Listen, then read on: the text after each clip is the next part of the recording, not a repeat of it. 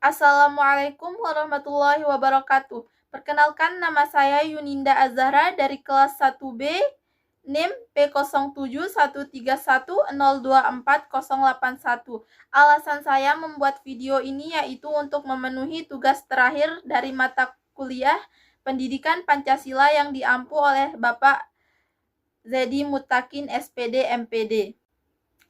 Baik, di sini saya akan mempresentasikan hasil kerja saya berupa makalah analisa peran Pancasila sebagai ideologi negara dan antisipasi permasalahan bangsa.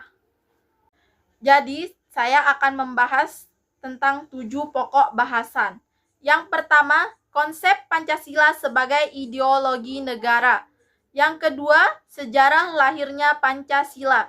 Yang ketiga, kedudukan Pancasila sebagai dasar dan ideologi negara. Yang keempat, peran Pancasila dalam permasalahan antisipasi bangsa. Yang kelima, tantangan dan permasalahan bangsa saat ini, misalnya isu sosial, politik, ekonomi, dan budaya. Yang keenam, peran Pancasila dalam menjaga persatuan dan kesatuan NKRI. Yang ketujuh, upaya pemerintah dan masyarakat dalam menguatkan nilai-nilai Pancasila. Yang pertama yaitu Pancasila sebagai ideologi negara. Pancasila adalah ideologi bangsa Indonesia yang dihasilkan dari kesepakatan para founding fathers. Ia berfungsi sebagai dasar dan pedoman dalam pengambilan keputusan serta mencerminkan nilai-nilai masyarakat yang beragam.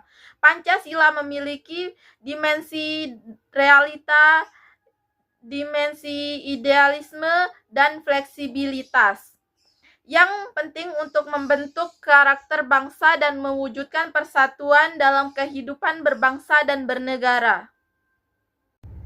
Yang kedua yaitu sejarah lahirnya Pancasila. Pancasila lahir dalam konteks politik dan sosial Indonesia menjelang kemerdekaan pada tahun 1945 di tengah pendudukan Jepang dan pada akhir Perang Dunia Kedua. Badan Penyelidik Usaha Persiapan Kemerdekaan atau BPUPKI dibentuk untuk membahas dasar negara. Pada sidang pertama BPUPKI berlangsung dari 29 Mei 1945 hingga 1 Juni 1945.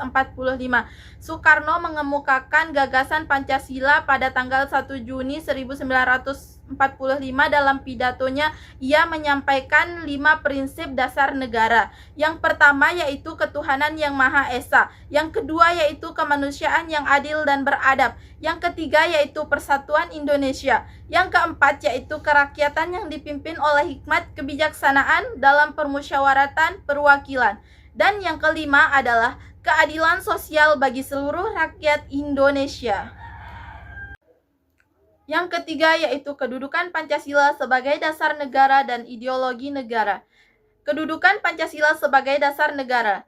Pancasila berfungsi sebagai landasan untuk mengatur penyelenggaraan dan mengikat seluruh warga negara Indonesia. Hal ini tercantum dalam pembukaan Undang-Undang Dasar 1945, di mana sila-sila Pancasila diakui secara yuridis konstitusional. Kedudukan Pancasila sebagai ideologi negara. Pancasila mencangkup sistem kehidupan nasional yang meliputi aspek etika. Yang pertama, politik, ekonomi, sosial budaya, dan pertahanan keamanan yang bertujuan untuk mencapai cita-cita dan tujuan bangsa. Yang keempat, peran Pancasila dalam permasalahan antisipasi bangsa. Pancasila berfungsi sebagai kerangka dasar untuk mengatasi masalah nasional Indonesia, mempromosikan persatuan dan keadilan sosial. Nilai-nilainya penting dalam pendidikan untuk membangun identitas nasional dan mendorong keterlibatan sipil. Pancasila juga memperkuat persatuan dalam menghadapi radikalisme dan separatisme, serta memberikan dasar untuk reformasi hukum dan tata kelola yang transparan. Meskipun efektif, penerapan Pancasila yang tidak konsisten menunjukkan perlunya upaya berkelanjutan untuk menjaga relevansinya di masyarakat saat ini. Yang kelima, tantangan dan permasalahan bangsa saat ini. Negara-negara menghadapi tantangan politik, sosial, ekonomi, dan budaya.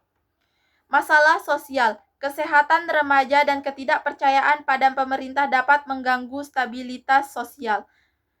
Tantangan ekonomi, dampak COVID-19 dan ketidaksetaraan ekonomi dapat memperburuk kondisi masyarakat. Tantangan politik, keamanan nasional terancam oleh ketergantungan ekonomi dan kebijakan yang tidak memadai. Pancasila dapat menjadi solusi dengan 1. Menginformasikan reformasi hukum untuk menciptakan sistem yang adil. Yang kedua yaitu mendorong pemerintah demokratis yang transparan. Yang ketiga, memperkuat persatuan dan keadilan sosial untuk melawan radikalisme. Yang keempat yaitu menumbuhkan toleransi dan kebersamaan di masyarakat. Yang keenam, peran Pancasila dalam menjaga persatuan dan keutuhan NKRI. Pancasila berfungsi sebagai ideologi dasar yang menjaga persatuan dan kesatuan Negara Kesatuan Republik Indonesia atau NKRI.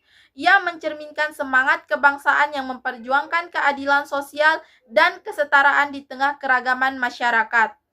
Promosi persatuan nasional. Pancasila menghubungkan keberagaman agama dan budaya, menciptakan iklim sosial yang kondusif dan menjaga integritas negara. Pendidikan Pancasila. Pemerintah bertanggung jawab untuk menanamkan nilai-nilai Pancasila kepada generasi mendatang melalui upaya kelembagaan yang berkelanjutan. Yang ketujuh, upaya pemerintah dan masyarakat dalam menguatkan nilai-nilai Pancasila. Upaya untuk memperkuat nilai-nilai Pancasila melibatkan pendidikan, keterlibatan masyarakat, dan integrasi budaya, dengan tujuan meningkatkan pemahaman dan relevansinya di masyarakat. Integrasi pendidikan. Yang pertama, proyek penguatan profil mahasiswa Pancasila atau P5.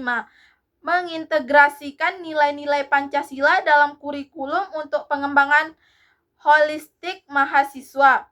Yang kedua, seminar dan webinar diadakan untuk mendidik masyarakat tentang pentingnya Pancasila. Pelibatan komunitas. Yang pertama, lembaga lokal seperti koperasi dan kelompok belajar berfungsi sebagai wadah sosialisasi nilai-nilai Pancasila. Yang kedua, inisiatif yang menggabungkan budaya lokal dengan pendidikan efektif dalam memperkuat prinsip Pancasila di kalangan siswa. Relevansi budaya. 1. Menekankan akar sejarah dan budaya Pancasila membantu melawan tantangan kontemporer seperti radikalisme. Sekian presentasi yang dapat saya sampaikan, kurang lebihnya mohon maaf. Saya ucapkan terima kasih. Dan terima kasih juga saya ucapkan kepada dosen pengampu yaitu Bapak Zedi Mutakin SPD MPD.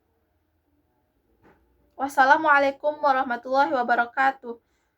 Jangan lupa like, comment, and subscribe.